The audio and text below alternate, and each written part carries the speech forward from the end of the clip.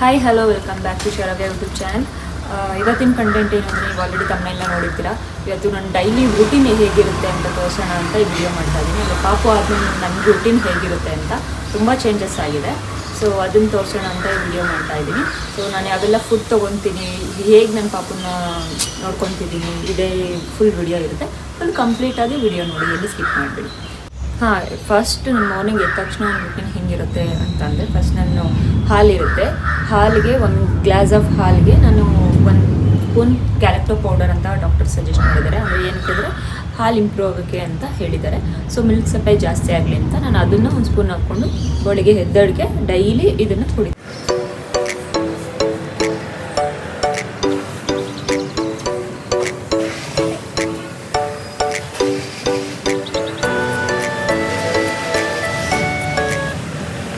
Guys, ಇವಾಗ ನಾನು ಟಿಫನ್ಗೆ ಅಂತ ಓಟ್ಸ್ ಮಾಡ್ಕೊತಿದ್ದೀನಿ. ಅಂದರೆ ಒಂದು ಬೌಲ್ಗೆ ಒಂದು 3-4 ಸ್ಪೂನ್ ಓಟ್ಸು ಮತ್ತು ಮಿಲ್ಕ್ ಹಾಕ್ಕೊತಿದ್ದೀನಿ. ಆ್ಯಕ್ಚುಲಿ ನೀರು ಹಾಕ್ಕೋಬೋದು, ನಾನು ಮಿಲ್ಕ್ ಒಳ್ಳೇದಲ್ಲ ಈ ಟೈಮಲ್ಲಿ ಅಂತ ಮಿಲ್ಕ್ ಹಾಕ್ಕೊತಿದ್ದೀನಿ. ಸೊ ಇದನ್ನು ನಾನು ಮೈಕ್ರೋವೇವ್ನಲ್ಲಿ ಇಡ್ತೀನಿ. ಇವಾಗ ಹತ್ರ ಮಾಮ ಇದನ್ನು ತೋರಿಸುತ್ತೆ ನೋಡಿ, ಮೈಕ್ರೋವೇವ್ನಲ್ಲಿ ಇಟ್ಟಿದ್ದೀನಿ. ಇದೇನೋ ಒಂದು 4.5 ಮಿನಿಟ್ಸ್ ಕೊಡ್ತೀನಿ. ಸೊ ಚೆನ್ನಾಗಿ ಬಾಯ್ಲ್ ಆಗುತ್ತೆ. ಮಾರ್ನಿಂಗ್ ಬ್ರೇಕ್ಫಾಸ್ಟಿಗೆ ಓಟ್ಸ್ ಮತ್ತು ಬನಾನಾ ಮತ್ತು ಆ್ಯಪಲ್ ಇರುತ್ತೆ, ಮತ್ತು ಡ್ರೈ ಫ್ರೂಟ್ಸ್ನ ಸ್ವಲ್ಪ ಪುಡಿ ಮಾಡ್ಕೊಂಬಿಟ್ಟು ಕುಟ್ಕೊಂಬಿಟ್ಟು ಹಾಕೊಂಡ್ಬಿಟ್ಟಿರ್ತೀನಿ. ಮತ್ತು ಎಗ್ ಆ್ಯಕ್ಚುಲಿ ಬಂದು ನಾನು ತಿಂತೀನಿ, ಇನ್ನೊಂದು ಅಮ್ಮ ತಿಂತಾರೆ. ಎಗ್ ಇಷ್ಟು ನಾನು ಬ್ರೇಕ್ಫಾಸ್ಟ್ ಮಾಡ್ಕೊಂಡ್ಬಿಡ್ತೀನಿ, ಯಾಕಂದರೆ ಅರ್ಲಿ ಮಾರ್ನಿಂಗ್ ಟಿಫನ್ನು ನಂಗೆ ಸೇರಲ್ಲ. ಒಂದು ಆಮೇಲೆ ಮಾಡೋಣ ಅಂದ್ಕೊಂಡು ಬೆಳಗ್ಗೆ ಸ್ವಲ್ಪ ಲೈಟಾಗಿ ಗೈಸ್, ನಾನು ಇವಾಗ ಓಟ್ಸ್ ತಿಂತಾಯಿದ್ದೀನಿ, ಎಗ್ ತಿಂತಾಯಿದ್ದೀನಿ. ಆ್ಯಕ್ಚುಲಿ ಏನೋ ಬಾಣಂತಿದ್ದಾಗ ಅದು ತಿನ್ನಬಾರ್ದು ಅಂತ ಹೇಳ್ತಾರೆ. ಬಟ್ ಓಟ್ಸ್ ಆಗಿರ್ಬೋದು, ಬನಾನಾ ಆಗಿರ್ಬೋದು, ಆ್ಯಪಲ್ಲು, ಎಗ್ಗು ತುಂಬ ಒಳ್ಳೆಯದು. ಸೊ ನಾನು ಏನು ಡಾಕ್ಟರ್ ಏನು ಹೇಳಿದಾರೋ ಅದನ್ನೇ ಫಾಲೋ ಮಾಡ್ಕೊಬರ್ತಿದ್ದೀನಿ ಡೇ 1ಇಂದ ಟಿಲ್ ನಾನು ಚೆನ್ನಾಗಿದ್ದೀನಿ, ನಮ್ಮ ಪಾಪುನೂ ಚೆನ್ನಾಗಿದೆ. ಸೊ ಎಗ್ ತಿನ್ನೋದ್ರಿಂದ ತುಂಬ ಪ್ರೋಟೀನ್ ಸಿಗುತ್ತೆ ನಿಮಗೆ. ಓಟ್ಸ್ ತಿನ್ನೋದ್ರಿಂದ ಅಷ್ಟೇ ಫೈಬರ್ ಆಗಿರೋದ್ರಿಂದ ನಿಮ್ಮ ಕಾನ್ಸ್ಟಿಪೇಷನ್ ಏನೂ ಇಶ್ಯೂ ಬರೋಲ್ಲ. ಸೊ ಮಾರ್ನಿಂಗ್ ಲೈಟಾಗೂ ಇರುತ್ತೆ, ನಿಮ್ಮ ಡೇ ಒಂಥರ ಫುಲ್ ಆಗಿರುತ್ತೆ. ನಾನು ಅದಕ್ಕೆ ಯಾವಾಗಲೂ ಮಾರ್ನಿಂಗ್ ಟೈಮ್ ಓಟ್ಸೇ ತಿನ್ನೋದು. ತುಂಬ ಚೆನ್ನಾಗಿ ಟಿಫನ್ ಏನಾದರೂ ಮಾಡಿದಾಗ ಟಿಫನ್ ತಿಂತೀವಿ. ಗೈಸ್, ಇವಾಗ 11 o'clock.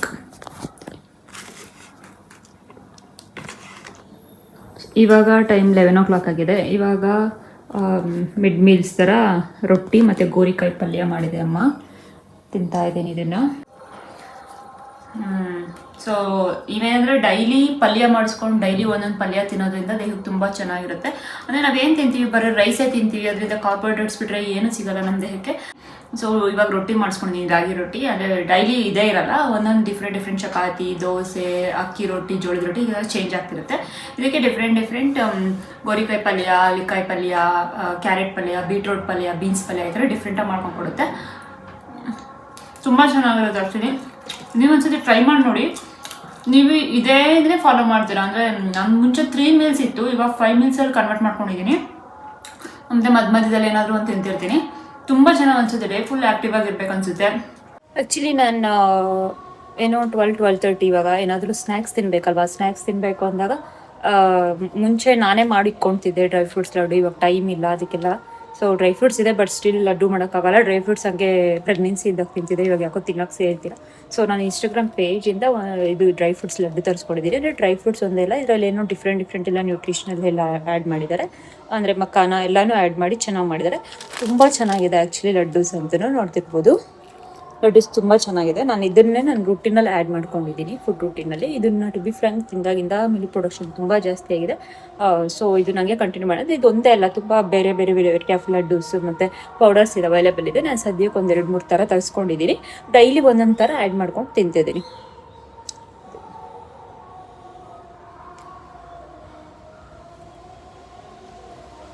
ಇವಾಗ ತಾನೇ ಪಾಪಕ್ಕೆ ಸ್ನಾನ ಮಾಡಿಸಿ ಅವಳನ್ನ ರೆಡಿ ಮಾಡಿ ಮಲಗಿಸಿದ್ದೀನಿ. ನಾನು ಯಾವಾಗ ಮುಂದೆ ಒಂದು ಸ್ವಲ್ಪ ಇನ್ನೊಂದು ಮಂತ್ ಎಲ್ಲ ನನ್ನ ಪಾಪ ರೂಟೀನ್ ಕೂಡ ಹೇಗಿರುತ್ತೆ ಅಂತ ನಾನು ಆ್ಯಡ್ ಮಾಡಿ ತೋರಿಸ್ತೀನಿ. ಗಸ್, ಮಧ್ಯಾಹ್ನ ಊಟಕ್ಕೆ ಮಸ್ಸೊಪ್ಪು ಮಾಡಿದೆ ಅಮ್ಮ.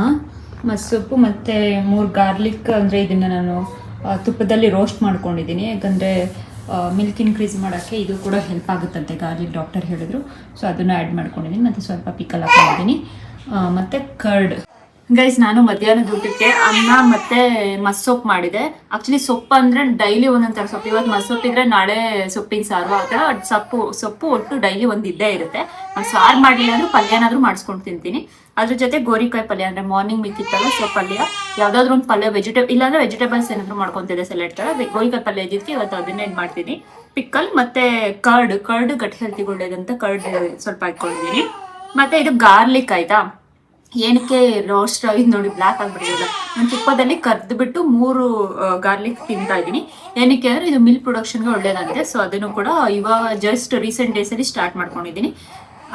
ವಾಟರ್ ಏನಕ್ಕೆ ಒಂದೇ ಗ್ಲಾಸಲ್ಲಿ ಇಲ್ಲಿ ಚೊಂಬಿಟ್ಕೊಂಡಿದ್ದೀನಿ. ಆ್ಯಕ್ಚುಲಿ ವಾಟರ್ ಫಸ್ಟ್ ಒಂದು ಗ್ಲಾಸಲ್ಲಿ ತೊಗೊಂಡ್ರೆ ಈ ಥರ ಮತ್ತೆ ಯಾರು ತೊಗೊತಾರೆ ಹೋಗಿ ಅನ್ನೋ ಬರೋಕ್ಕೆ ಒಂದು ಗ್ಲಾಸ್ ಅಷ್ಟೇ ಕುಡಿಸುಮ್ನ ಆಗ್ತಿದೆ. ಅದಕ್ಕೆ ಇವಾಗ ಚೊಂಬೆ ಇಟ್ಕೊಂಡ್ಬಿಡ್ತೀನಿ, ಇಲ್ಲೇ ಕುಡಿಬೋದು, ಯಾರು ಕೂಡ ಅವಶ್ಯಕತೆ ಇಲ್ಲ ಅಂತ. ಇದು ಮಧ್ಯಾಹ್ನದ ಈ ಥರ ಇರುತ್ತೆ, ಅಂದರೆ ಡೈಲಿ ಒಂದೇ ಇರಲ್ಲ, ಡೈಲಿ ಡಿಫ್ರೆಂಟ್ ಸಾಂಬಾರ್ ಇರುತ್ತೆ. ಇವಾಗ ಸಂಜೆ ಆಗಿದೆ.